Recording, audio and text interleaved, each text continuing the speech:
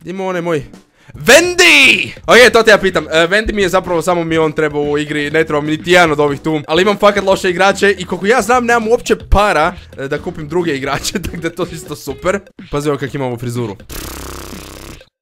Ne! Pusti loptu miru čovječe, lopta ti ništa nije skrivala. Dobre, a šta je ovo bilo sad? Ko da me traktor pokupio čovječe. Vendet je mrtav, ne, ali Vendeta ne smijemo izbaciti van, Vendet nam treba. Ok, bez Vendeta ne bi postojalo Federacija Kovs. I nogomet bi zauvijek bio drugačiji. Evo uzeš loptu, bravo Vendi! Izgubio se loptu, bravo Vendi! To te ja pitam. Ne, a da, još, oh my god, pre glavu je pao. Dobio sam slobodni udarac ovdje, ok, još Vendi to izvodi. Vendi to ljutnju koju ima u licu. Puf! Oh my god, gol!